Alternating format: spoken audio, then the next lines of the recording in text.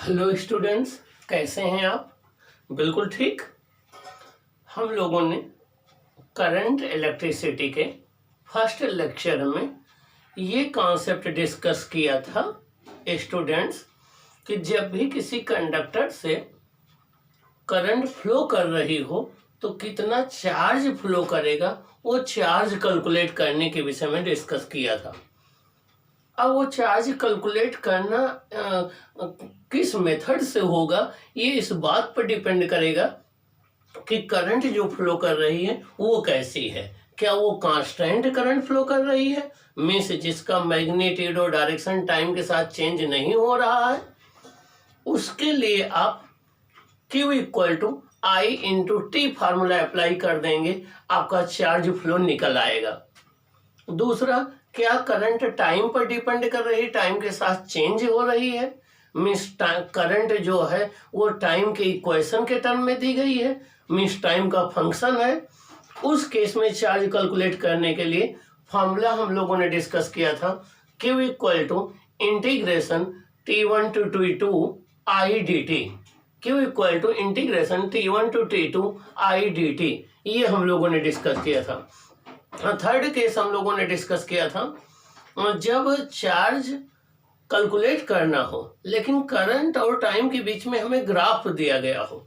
तो जब करंट और टाइम के बीच में ग्राफ दिया हो तो करंट और टाइम एक्सिस के अंडर जो एरिया होगा वो कैलकुलेट कर लेंगे तो हमारा चार्ज निकल आएगा। ये 3 मेथड्स हम लोगों ने डिस्कस किया था। ओके, और यह भी कैलकुलेट किया था कितने नंबर ऑफ इलेक्ट्रॉन्स फ्लो कर रहे होंगे। उसमें हमने डिस्कस किया कि जब भी किसी कंडक्टर से 1 एम्पेयर की करंट 1 सेकंड में फ्लो कर रही होगी, उस केस में उस कंडक्टर के फर्स्ट एंड पर 10 to the power 18 electron enter कर रहे होंगे और दूसरे एंड पर इतने ही इलेक्ट्रॉन लीव कर रहे होंगे। ये डिस्कस किया था। अब हम उसी पर बेस्ड कुछ एग्जाम्पल आपकी प्रैक्टिस के लिए देते हैं। जो क्वेश्चन हम आपको करने के लिए देंगे आपकी प्रैक्टिस के लिए, उसे योर स्टेप का नाम देंगे। क्या देंगे? योर स्टेप का नाम देंगे। तो इस योर स्टेप में कुछ हम क्वेश्चन डिस्कस करते हैं। चलिए हम देखें फर्स्ट क्वेश्चन उसका क्या है। फर्स्ट क्वेश्चन है आपका your step numerical based on concept 2। Your step 01 numerical based on concept 2। आपका ये योर स्टेप है जिसमें न्यूमेरिकल मैंने दे रखा है, ये कॉन्सेप्ट 2 पर बेस्ड है। कॉन्सेप्ट 1 में मैंने आपको इलेक्ट्रोस्टैटिक्स और इलेक्ट्रोडायनेमिक्स में डिफरेंस बताया था। कॉन्सेप्ट 2 में हमने इलेक्ट्रिक करंट को डिफाइन किया था और 1 एम्पियर की डिफिनेशन बताया था। उसमें चार्ज को कैलकुलेट करने के लिए बताया था, इंस्टेंटेनियस करंट बताया था, एवरेज करंट बताया था, करंट को मेजर किससे करते हैं ये बताया था। ये सारी बातें कॉन्सेप्ट सेकंड में आई थी और कॉन्सेप्ट सेकंड में ये डिस्कस किया था कि चार्ज के फ्लो को कैसे कैलकुलेट करें। उसके 3 डिफरेंट केसेज हमने डिस्कस किए थे, जब करंट कांस्टेंट हो और जब करंट टाइम का फंक्शन हो, जब करंट और टाइम के बीच में ग्राफ दिया गया हो। तो उसी पर बेस्ड ये न्यूमेरिकल है, इनको आपको ध्यान से देखना है। चलिए देखें फर्स्ट प्रॉब्लम का क्या है आपका। हाउ मेनी इलेक्ट्रॉन्स पर सेकेंड, हाउ मेनी इलेक्ट्रॉन्स पर second pass through a section of a wire carrying a current of 0.7 ampere. मतलब क्या हुआ, कोई एक वायर है उसमें से करंट 0.7 एम्पियर की फ्लो कर रही है, तो उसके किसी एरिया ऑफ क्रॉस सेक्शन से कितने इलेक्ट्रॉन्स गुजर रहे होंगे पर सेकंड। तो आपको टाइम दे दिया गया 1 सेकंड, करंट दे दी गई 0.7 एम्पियर। आपको number of electron find out करने हैं। आपको number of electron find out करने हैं कि कितने इलेक्ट्रॉन जो है गुजर रहे हैं। तो इसका शॉर्टकट तो ये है कि जब 1 एम्पियर की करंट 1 सेकंड में पास करती है तो नंबर ऑफ इलेक्ट्रॉन गुजरते हैं 10 टू द पावर 18। तो अगर 1 इलेक्ट्रॉन 1 सेकंड में गुजरेंगे तो वो आपका हो जाएगा 10 to the power 18 upon 0.7 upon 1 आ जाएगा और आपका 0.7 से मल्टीप्लाई कर देंगे। देखिए कैसे निकालेंगे। आई इक्वल टू 0.7 एम्पियर हो गया, टी 1 सेकेंड हो गया। यह आपको फाइंड आउट करना है। ये कोई एक वायर है जिसके ये पी एंड पर करंट आई 0.7 एम्पियर एंटर कर रही है, क्यू से इतनी ही करंट लीव कर रही है। I equal to Q upon T होता है, Q equal to N E होता है, तो एन ई इक्वल टू हो जाएगा आई इंटू टी, तो एन इक्वल टू हो जाएगा I into T upon E, N equal to हो जाएगा आई इंटू टी अपॉन ई।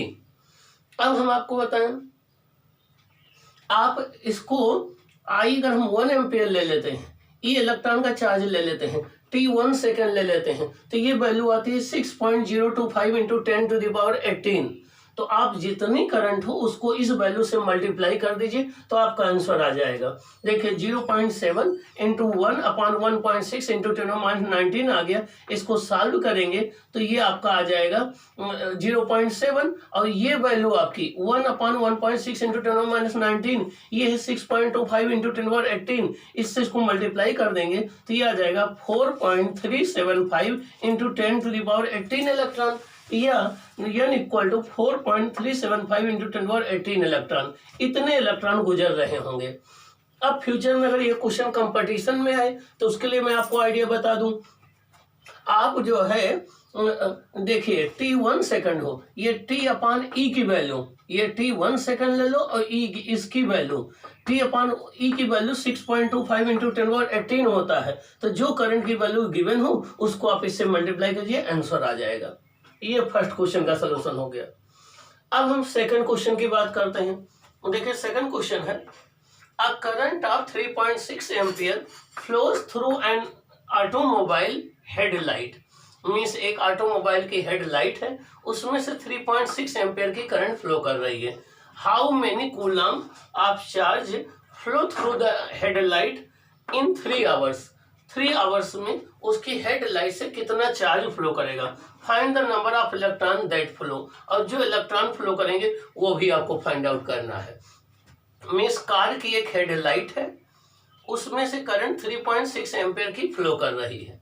आपको बताना है कि 3 आवर्स में कितना चार्ज फ्लो करेगा, कितने नंबर ऑफ इलेक्ट्रॉन फ्लो करेंगे। देखिए ये सेकंड पार्ट है। सॉल्यूशन और गिवन में आई आपको 3.6 एम्पियर गिवन है, टी आपको 3 आवर्स गिवन है। हमने आपको बताया था कि हम थ्रू आउट एसआई यूनिट ही यूज करेंगे। आपको करंट एम्पियर में है तो टाइम को आपको सेकंड में लेना पड़ेगा। ये 3 आवर्स है, 1 आवर्स हो गया 60 मिनट और 1 मिनट हो गया 60 सेकंड। तो इसको सेकंड में कन्वर्ट करेंगे तो हो जाएगा 3 इंटू 60 और ये सेकंड हो जाएगा। हमने इसको सेकंड में कन्वर्ट कर लिया तो ये सेकंड आ जाएगा। तो टाइम आपका आ गया 10800 सेकंड। अब आपको क्यू निकालना है। क्यू इक्वल टू होता है आई इंटू टी। आई आपका हो गया 3.6 एम्पियर, टी हो गया 10800 आपका। इसको मल्टीप्लाई करेंगे तो ये आ जाएगा। आप 3 इंटू 3600 करेंगे तो ये आ जाएगा। ये हो जाएगा 36 इंटू 1080 कूलम। ये आ जाएगा 38880 कूलम, मीन्स 38880 कूलम। या इसको आप राइट कर सकते हैं 3.888 इंटू 10⁴ कूलम। ये आपका चार्ज आ जाएगा। इतना चार्ज फ्लो करेगा ऑटोमोबाइल के हेडलाइट में। कितने इलेक्ट्रॉन्स गुजरेंगे, n इक्वल टू होता है I into T upon E. I T upon E अगर 1 सेकंड हो तो इसकी वैल्यू होती है 6.25 और इसको हम मल्टीप्लाई इंटू 10⁻18 इसको मल्टीप्लाई कर दे 3.88 इंटू 10⁴ से तो ये आ जाएगा n इक्वल टू 10⁻23 इलेक्ट्रॉन। इतने इलेक्ट्रॉन आपके गुजर रहे होंगे उस ऑटोमोबाइल से, इतने इलेक्ट्रॉन गुजर रहे होंगे तो ये नंबर ऑफ इलेक्ट्रॉन्स आ जाएगा। ये आपका जो है वो चार्ज आ जाएगा। यहाँ पे नंबर ऑफ इलेक्ट्रॉन ये डेसिमल में नहीं आएगा, ये कंप्लीट इंटीग्रल नंबर में आएगा। तो इतने इलेक्ट्रॉन ऑटोमोबाइल के हेडलाइट से गुजर रहे होंगे और इतना चार्ज जो है वो फ्लो कर रहा होगा। ये आपका सेकंड क्वेश्चन हो गया। अब हम बात करते हैं कि थर्ड क्वेश्चन क्या है। थर्ड क्वेश्चन किस कॉन्सेप्ट पर बेस्ड है, चलो देखते हैं थर्ड क्वेश्चन। नेक्स्ट क्वेश्चन हम देखते हैं स्टूडेंट्स कि नेक्स्ट क्वेश्चन आपका क्या है, किस कॉन्सेप्ट पर बेस्ड है। आइए देखिए नेक्स्ट क्वेश्चन आपका क्वेश्चन नंबर थर्ड है। क्वेश्चन नंबर थर्ड है, a current of 7.5 ampere is maintained in a wire for 45 second.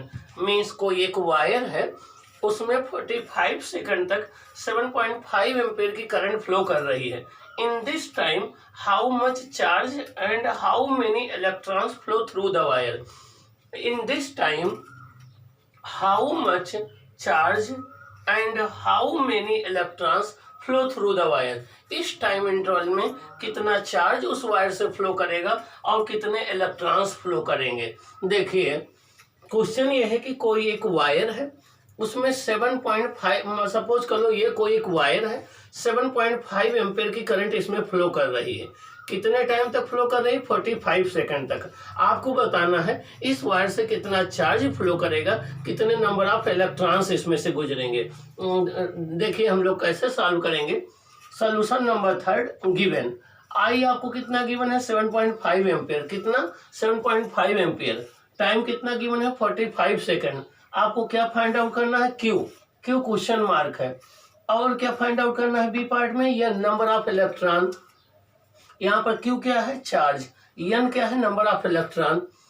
अब सबसे पहले ए पार्ट हम सॉल्व करते हैं। देखिए पी क्यू ये एक वायर है, पी क्यू ये एक वायर है, पी क्यू ये एक वायर है, पी क्यू ये एक वायर है, और इसमें से जो है पी क्यू ये एक वायर है, इसमें से current I equal to 7.5 ampere flow कर रही है। हमें चार्ज निकालना है। क्यू इक्वल टू होता है I into T. Q equal to होता है आई इंटू टी। देखिए आई इंटू टी। आई कितना है? 7.5 एम्पियर। टी कितना है? 45 सेकंड। इसको मल्टीप्लाई करेंगे तो यह आ जाएगा 337.5 कूलम। 337.5 कूलम। या इसको हम राइट कर सकते हैं Q equal to 3.375 into 10⁻² coulomb. Q equal to 3.375 into 10⁻² coulomb. ये आपका हो जाएगा। अब सेकंड पार्ट में हमें फाइंड आउट करना है। सेकंड पार्ट में हमें फाइंड आउट करना है। देखिए n number of electron. Number of electron है I into T upon E. आई आपका 3.375 इंटू 10⁻²। ये आपका आई इंटू टी क्या है? क्यू। आई इंटू टी किसके इक्वल है? ये क्यू के इक्वल है। तो इसको आप लिख सकते हैं क्यू अपॉन ई। क्यू कितना है? 3.375 इंटू 10⁻²। ई क्या है? इलेक्ट्रॉन का चार्ज। कितनी वैल्यू है? 1.6 इंटू 10⁻⁻19। तो एन कितना आ जाएगा? 2.1 इंटू 10⁻21। 2.1 इंटू 10⁻21 इतने इलेक्ट्रॉन गुजर रहे होंगे। 2.1 इंटू 10⁻21 इतने इलेक्ट्रॉन गुजर रहे होंगे। एक बार क्वेश्चन में फिर एक्सप्लेन कर दूं। क्वेश्चन ये है, a current of 7.5 ampere is maintained in a wire for 45 second. किसी वायर में 7.5 एम्पियर की करंट 45 सेकंड तक मेंटेन की गई। इन दिस टाइम, इस टाइम में how much charge and how many electrons flow through wire. आपको बताना है कि उस वायर से कितना चार्ज फ्लो होगा, कितने इलेक्ट्रॉन फ्लो होंगे। तो चार्ज आपका ये आ जाएगा और नंबर ऑफ इलेक्ट्रॉन आपके ये आ जाएंगे। ये रहा क्वेश्चन नंबर 3। अब हम क्वेश्चन नंबर 4 की बात करते हैं। क्या? क्वेश्चन नंबर 4 की बात करते हैं। क्वेश्चन नंबर 4 इंपॉर्टेंट है। ये आपके आईआईटी मेंस के लिए भी इंपॉर्टेंट है, आपके एकेडमिक के लिए भी इंपॉर्टेंट है, नीट के लिए भी इंपॉर्टेंट है। ये इंपॉर्टेंट क्वेश्चन है, इस पर आप ज्यादा फोकस करेंगे। क्वेश्चन नंबर 4 है, in the Bohr model the electron of hydrogen atom moves in a circular orbit of radius 5.3 into 10⁻⁻11 meter with a speed of 2.2 into 10⁻⁶ meter per second. Determine frequency and current I in the orbit. मतलब क्या है कि एक hydrogen atom है। देखिए ये hydrogen atom है, ये हाइड्रोजन एटम है, ये उसका न्यूक्लियस है। इस हाइड्रोजन एटम में एक इलेक्ट्रॉन उसके न्यूक्लियस के चारों ओर आर रेडियस के पाथ में v वेलोसिटी से मूव कर रहा है। मिस बोहर के, नेल बोहर के हाइड्रोजन मॉडल में एक इलेक्ट्रॉन न्यूक्लियस के चारों ओर रिवॉल्व कर रहा है। इलेक्ट्रॉन एक चार्ज पार्टिकल है, वो मोशन में है, और जब चार्ज मोशन में होता है तो करंट प्रोड्यूस होती है। इलेक्ट्रॉन एक चार्ज पार्टिकल है, वो मोशन में है, जब चार्ज पार्टिकल मोशन में होता है तो करंट फ्लो करती है। तो इलेक्ट्रॉन जब न्यूक्लियस के चारों ओर हाइड्रोजन एटम में रिवॉल्व करेगा तो उस इलेक्ट्रॉन की वजह से करंट प्रोड्यूस होगी। तो उस ऑर्बिट में करंट कितनी होगी ये निकालना है, इलेक्ट्रॉन की फ्रीक्वेंसी हमें निकालना है। क्वेश्चन ये है कि हाइड्रोजन के बोहर मॉडल में इलेक्ट्रॉन न्यूक्लियस के चारों ओर 5.3 इंटू 10⁻11 मीटर के रेडियस में रिवॉल्व कर रहा है। उसकी वेलोसिटी है 2.2 इंटू 10⁻6 मीटर पर सेकंड। हमें उसकी फ्रीक्वेंसी फाइंड आउट करना है और इलेक्ट्रॉन के द्वारा कितनी करंट ऑर्बिट में फ्लो होगी ये हमें फाइंड आउट करना है। देखिए कैसे हम फाइंड आउट करेंगे, ये अच्छा क्वेश्चन है। देखिए सोल्यूशन 4 गिवन रेडियस कितनी है 5.3 इंटू 10⁻11 मीटर, रेडियस है 5.3 इंटू 10⁻11 मीटर। वेलोसिटी कितनी है 2.2 इंटू 10⁻6 मीटर पर सेकंड। आपको क्या फाइंड आउट करना है, फ्रीक्वेंसी, और क्या फाइंड आउट करना है, करंट। फ्रीक्वेंसी और करंट फाइंड आउट करना है। देखिए ये हाइड्रोजन एटम है, ये हाइड्रोजन एटम है, ये उसका न्यूक्लियस है, ये न्यूक्लियस है। आर रेडियस में इलेक्ट्रॉन देखिए वी वेलोसिटी से एंटी क्लॉकवाइज मूव कर रहा है, एंटी क्लॉकवाइज मूव कर रहा है। अब आपको पता है कि जिस डायरेक्शन में नेगेटिव चार्ज फ्लो होता है उसके अपोजिट उसकी करंट मानी जाती है। अगर ये इलेक्ट्रॉन एंटी क्लॉकवाइज मूव करेगा तो इसकी करंट क्लॉकवाइज होगी, अगर ये क्लॉकवाइज मूव करेगा तो इसकी करंट एंटी क्लॉकवाइज होगी। देखिए इसकी वजह से ये करंट आई जो है वो आपकी क्लॉकवाइज करंट फ्लो कर रही है, क्या क्लॉकवाइज करंट फ्लो कर रही है। अब हमें ये करंट फाइंड आउट करना है और इसकी फ्रीक्वेंसी फाइंड आउट करना है।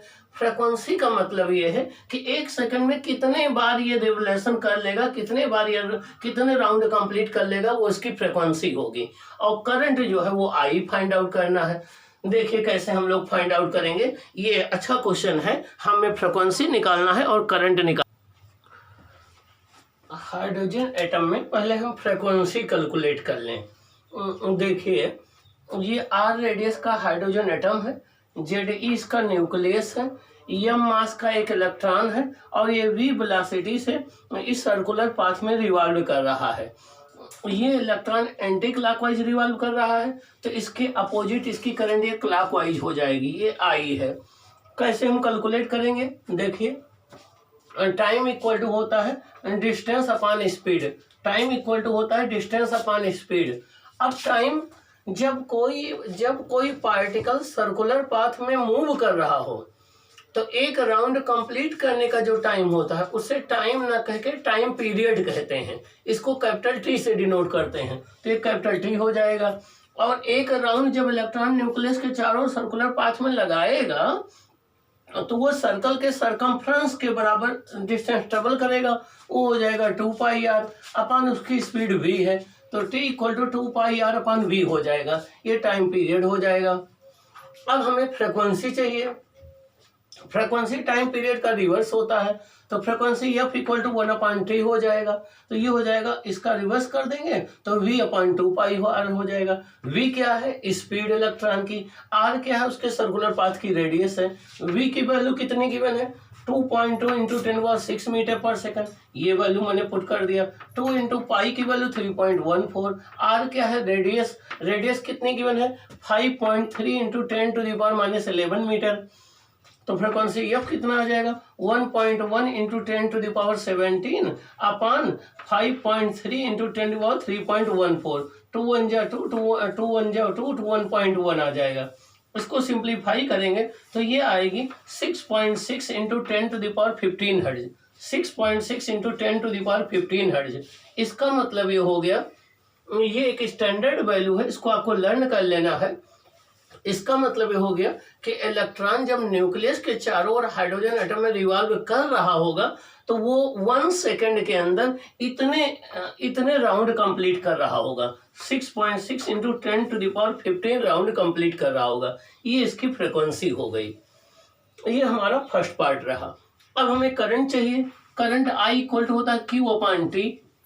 यहाँ Q की वैल्यू क्या होगी, इलेक्ट्रॉन के चार्ज के बराबर, तो I इक्वल टू क्या हो जाएगा E/T।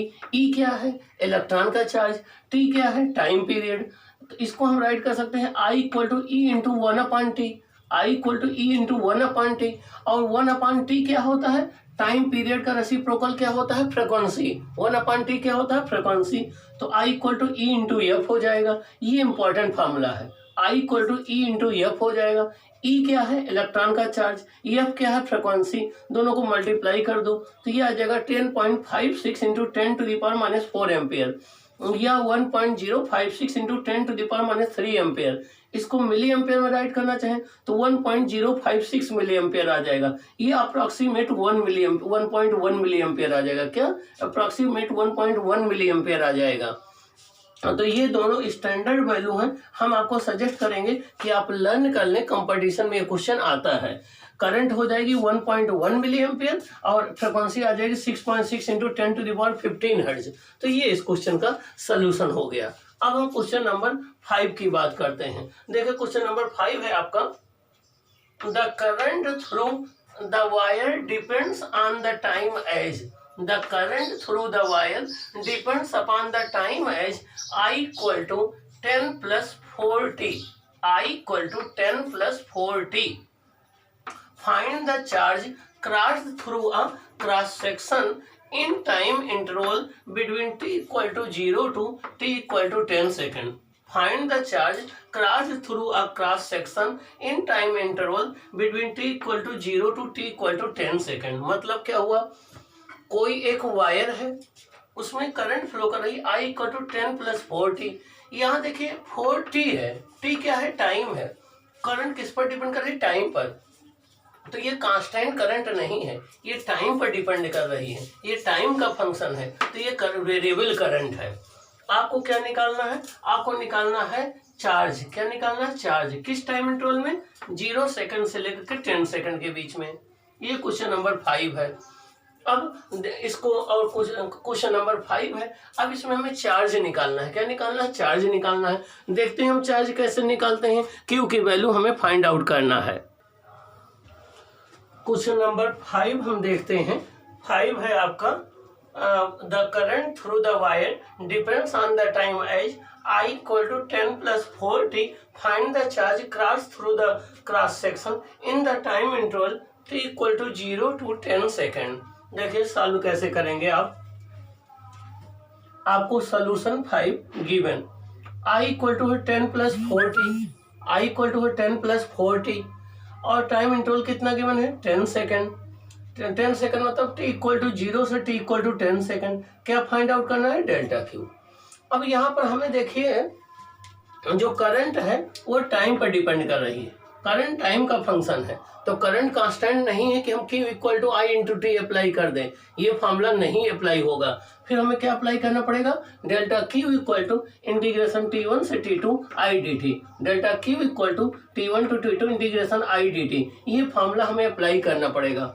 अब डेल्टा Q आ जाएगा। T1 कितना है? 0 सेकेंड। T2 कितना है? 10 सेकेंड। I कितना है? 10 प्लस 4t इंटू dt। अब इसको हम 2 टर्म्स में, एक बार इसका इंटीग्रेशन कर लेंगे, एक बार इसका कर लेंगे। इसको राइट कर लेंगे 0 से 10 dt और प्लस ये 10 dt प्लस 4, ये कांस्टेंट है, इंटीग्रेशन के बाहर ले लेंगे। ये हो जाएगा 0 से 10 t dt। ये आपका हो जाएगा डेल्टा क्यू 10। यहाँ 10 हम कॉमन ले लेंगे, इंटीग्रेशन है, इंटीग्रेशन से बाहर आ जाएगा। ये हो जाएगा 1 dt। यहाँ 4 इंटीग्रेशन से बाहर आ जाएगा, 0 to t 10 dt। अब हमें पता है इंटीग्रेशन 1 dt t होता है। क्या? 1 dt t होता है और इंटीग्रेशन t dt होता है t²/2। इंटीग्रेशन t dt होता है t²/2। तो डेल्टा क्यू आ जाएगा 10 इंटू टी प्लस 4t²/2। 2 1 जा 2, 2 2 जा 4। लिमिट कितनी लगेगी? 0 से 10। आपका ये आ जाएगा delta Q equal to 10t plus 2t², 0 से 10। अब हम क्या करते हैं? सबसे पहले यहाँ t के प्लेस पर 10 रखते हैं, फिर माइनस लगाते हैं, फिर t के जगह पर 0 रखते हैं। तो देखिए ये हो जाएगा 10 इंटू टी के प्लेस पे यहाँ 10 रख दो, 10 इंटू 10 हो जाएगा, प्लस 2 इंटू 10 टी की जगह पर 10 रख दो, 10 का स्क्वायर, फिर माइनस लगा दो। अब टी के प्लेस पर 0 आ जाएगा, 10 इंटू 0 प्लस 2 इंटू 0, तो ये पूरी चीज 0 हो जाएगी। ये पूरी चीज 0 हो जाएगी। ये हो जाएगा 100, ये हो जाएगा 200, तो ये टोटल चार्ज कितना आ जाएगा? 300 आ जाएगा। क्या आ जाएगा? 300 कूलम आ जाएगा। ये इसका आंसर हो जाएगा। तो जब भी आपको करंट टाइम का फंक्शन हो तो इस फॉर्मूले का हम यूज करते हैं, ये इंपॉर्टेंट है। अगला क्वेश्चन देखिए, क्वेश्चन 6 है। क्वेश्चन 6 है, इन एन इलेक्ट्रोलाइट अब इलेक्ट्रोलाइट क्या होते हैं? जैसे आपका NaCl है, H2SO4 है, आपका CuCl2 है। मीन्स जिन लिक्विड में करंट का फ्लो पॉजिटिव और निगेटिव आयंस की वजह से होता है वो इलेक्ट्रोलाइट कहलाते हैं। मीन्स वह मटेरियल जो अपने लिक्विड स्टेट में इलेक्ट्रिक करंट फ्लो करते हैं और जिनमें इलेक्ट्रिक करंट का फ्लो पॉजिटिव और नेगेटिव आयन की वजह से होता है, जिन्हें हम कैटायन और एनायन कहते हैं, उनको हम इलेक्ट्रोलाइट कहते हैं। तो देखिए, in an electrolyte the positive ions move from left to right. Positive ion किधर मूव कर रहे हैं? Left to right. किधर मूव कर रहे हैं? Left to right. And the negative ions from left to right. Negative ion right से left. Negative ion किधर मूव कर रहे हैं? राइट से left. Means positive ion left से राइट जा रहे हैं, नेगेटिव आयन राइट से लेफ्ट आ रहे हैं। Is there a net current? क्या नेट करंट होगी? If yes, in what direction? अगर होगी तो किस डायरेक्शन में होगी? तो ये क्वेश्चन हमारा लिक्विड कंडक्टर से है। आप जानते हैं एक सॉलिड स्टेट में कंडक्टर होते हैं जिनमें मेटल्स आती हैं, एक लिक्विड स्टेट में कंडक्टर होते हैं जिनमें इलेक्ट्रोलाइट आते हैं। तो देखिए इसका सोल्यूशन कैसे करेंगे। ये सोल्यूशन है गिवन। देखिए ये लेफ्ट डायरेक्शन है, ये राइट डायरेक्शन है। देखिए ये पॉजिटिव आयन है जिनको आप कैटायन कहते हो, ये पॉजिटिव आयन है, कैटायन है। किधर जा रहे हैं? देखिए लेफ्ट से राइट की तरफ जा रहे हैं। आपको पता है कि जिधर पॉजिटिव चार्ज फ्लो करता है उसी डायरेक्शन में उसकी करंट होती है, तो इसकी करंट इसी डायरेक्शन में हो जाएगी। इसको हमने I1 ले लिया। I1 किधर होगी? लेफ्ट से राइट हो जाएगी।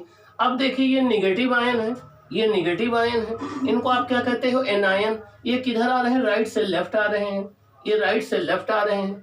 आपको पता है नेगेटिव चार्ज की वजह से करंट उसके अपोजिट फ्लो करती है, तो इनकी करंट होगी लेफ्ट से राइट, ये I2 हो गई। अब आप देखिए बड़ा इंटरेस्टिंग पॉइंट है, I1 और I2 दोनों सेम डायरेक्शन में है। I1 I2 दोनों सेम डायरेक्शन में है, तो नेट करंट आपकी हो जाएगी I = I1 + I2। जब भी करंट नेट करंट हो जाएगी I1 + I2। तो जब भी दो करंट सेम डायरेक्शन में हो तो वो ऐड हो जाती हैं, जब भी वो अपोजिट डायरेक्शन में हो तो वो माइनस हो जाती हैं। तो ये हो जाएगा I = I1 + I2। ये टोटल करंट हो जाएगी। डायरेक्शन क्या हो जाएगी? Left to right. डायरेक्शन क्या हो जाएगी? Left to right. तो यस, करंट प्रेजेंट होगी और नेट करंट की डायरेक्शन किधर होगी? Left to right. ओके, तो इस तरीके से आपने देखा कि ये 6 क्वेश्चन आपके कॉन्सेप्ट नंबर 2 पर बेस्ड थे, जिसमें हम लोगों ने चार्ज को कैलकुलेट करने का डिफरेंट मेथड्स बताया था। अब एक बार मैं समराइज कर दूं। इलेक्ट्रोस्टैटिक्स में हम चार्ज एट रेस्ट की स्टडी करते हैं। चार्ज एट रेस्ट में होता है तो कितनी फील्ड प्रोड्यूस करेगा, कितना पोटेंशियल प्रोड्यूस करेगा, कितना उसकी एनर्जी होगी, इसकी स्टडी करते हैं। इलेक्ट्रोस्टैटिक्स कंडीशन में किसी कंडक्टर के अंदर इलेक्ट्रिक फील्ड 0 होती है, चाहे वो चार्ज्ड कंडक्टर हो, चाहे न्यूट्रल कंडक्टर हो, चाहे उस कंडक्टर को एक्सटर्नल इलेक्ट्रिक फील्ड में ही क्यों ना रखा गया हो, उसके अंदर कोई फील्ड नहीं होती है।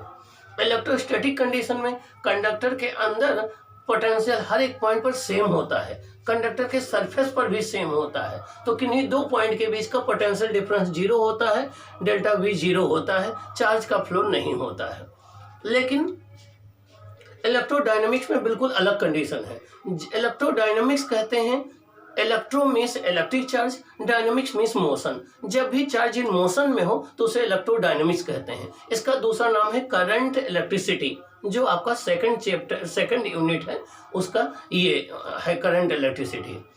जब चार्ज मोशन में होते हैं, जैसे ये वायर है इसमें करंट फ्लो कर रही है, तो जब चार्ज मोशन में होते हैं किसी वायर में करंट फ्लो कर रही होती है, तो याद रखना वो वायर न्यूट्रल होता है, उस पर कोई चार्ज नहीं आता प्लस या माइनस। तो कोई करंट करेंग वायर हमेशा न्यूट्रल रहता है। नंबर 1 पॉइंट, न्यूट्रल होता है, उस पर नेट चार्ज 0 रहता है, क्योंकि जितना चार्ज इंटर करता है पर सेकंड उतना ही लीव कर जाता है।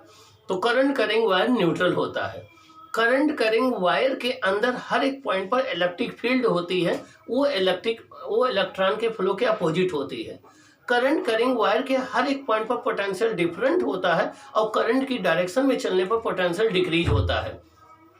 करंट करेंग वायर में करंट हाई पोटेंशियल से लो पोटेंशियल चलती है। जब आप करंट की डायरेक्शन में चलते हैं तो पोटेंशियल डिक्रीज होता है, करंट के अपोजिट डायरेक्शन में चलेंगे तो पोटेंशियल इंक्रीज होगा। जब आप करंट की डायरेक्शन में चलेंगे पोटेंशियल डिक्रीज होगा, तो जब आप change in potential delta we लेंगे तो वो निगेटिव आएगा, और जब आप करंट के अपोजिट चलेंगे तो पोटेंशियल इंक्रीज होता है, तो change in potential delta we लेंगे, फाइनल पोटेंशियल माइनस इनिशियल, तो वो पॉजिटिव आएगा। जब आप करंट के परपेंडिकुलर चलेंगे तो पोटेंशियल कांस्टेंट रहेगा। करंट हमेशा हाई पोटेंशियल से लो पोटेंशियल फ्लो करती है। अगली बात, जब किसी कंडक्टर से चार्ज का फ्लो हो रहा हो तो हम कहते हैं करंट फ्लो कर रही है, और उस कंडक्टिंग वायर के किसी एक गिवन क्रॉस सेक्शन से यूनिट टाइम में जितना चार्ज फ्लो करता है उसी को इलेक्ट्रिक करंट कहते हैं। The rate of flow of electric charge is called electric current. ये एक स्केलर क्वांटिटी है, ये SI यूनिट इसकी एम्पियर होती है। 1 coulomb per second equal to 1 ampere होता है। ये एक फंडामेंटल क्वांटिटी है, ये एक स्केलर क्वांटिटी है। इसमें डायरेक्शन भले होती है लेकिन ये वेक्टर लॉ को फॉलो नहीं करती है, इसलिए एक स्केलर क्वांटिटी मानी जाती है। डायरेक्शन केवल ये शो करता है कि किस डायरेक्शन में पॉजिटिव चार्ज फ्लो कर रहे हैं। कन्वेंशनली करंट की डायरेक्शन पॉजिटिव चार्ज के फ्लो की डायरेक्शन मानी जाती है और नेगेटिव चार्ज के अपोजिट मानी जाती है। करंट को I से डिनोट करते हैं। इसकी अदर यूनिट्स होती हैं milliampere, microampere, nanoampere, ये होती हैं। 1 मिली एम्पेयर 10⁻³ एम्पेयर होता है, 1 माइक्रो एम्पेयर 10⁻6 एम्पेयर होता है, 1 नैनो एम्पेयर 10⁻9 एम्पेयर होता है। करंट को हम अमीटर से मेजर करते हैं। अमीटर हमेशा सीरीज में कनेक्ट किया जाता है। एक आइडियल अमीटर का रेजिस्टेंस 0 होता है, एक रियल अमीटर का रेजिस्टेंस वेरी लो होता है, और किसी सर्किट में करंट प्रेजेंट है या नहीं प्रेजेंट है इस बात को गैल्वेनोमीटर से पता किया जाता है। Galvanometer only detects the presence of current and direction of current, but ammeter measures the current. Okay, current जो फ्लो होता है वो चार्ज्ड पार्टिकल की वजह से होता है। उन चार्ज पार्टिकल को चार्ज कैरियर कहते हैं। वो चार्ज कैरियर मेटल्स के केस में फ्री इलेक्ट्रॉन होते हैं, इलेक्ट्रोलाइट के केस में पॉजिटिव नेगेटिव आयंस होते हैं, सेमीकंडक्टर में इलेक्ट्रॉन्स और होल्स होते हैं। ओके, आयोनाइज्ड गैस में इलेक्ट्रॉन्स और आयंस होते हैं। जब चार्ज एक सर्टेन डायरेक्शन में फ्लो करते हैं तभी करंट फ्लो करती है। अगर वो रैंडम डायरेक्शन में फ्लो करेंगे तो कोई करंट फ्लो नहीं करेगी। करंट के फ्लो होने के लिए पोटेंशियल डिफरेंस का होना जरूरी है। अगर पोटेंशियल डिफरेंस नहीं रहेगा तो किसी सर्किट एलिमेंट में करंट फ्लो नहीं करेगी। एक बात और बता दूं, जब करंट के फ्लो करने के लिए कंडक्टिंग पाथ चाहिए, उस कंडक्टिंग पाथ को इलेक्ट्रिक सर्किट कहते हैं।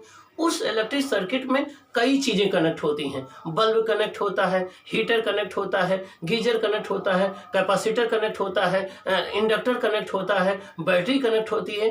इनको हम सर्किट कंपोनेंट बोलते हैं। क्या बोलते हैं? सर्किट कंपोनेंट बोलते हैं। मीन्स रजिस्टर है, इंडक्टर है, कैपेसिटर है, बल्ब है, हीटर है, इनको हम सर्किट कंपोनेंट बोलते हैं या सर्किट एलिमेंट बोलते हैं। इनमें कुछ तो हैं जो एनर्जी प्रोवाइड करते हैं, जैसे सेल है या बैटरी है या जनरेटर है, ये सर्किट को एनर्जी सप्लाई करता है। इनको बोलते हैं एक्टिव कंपोनेंट। क्या बोलते हैं? Active component.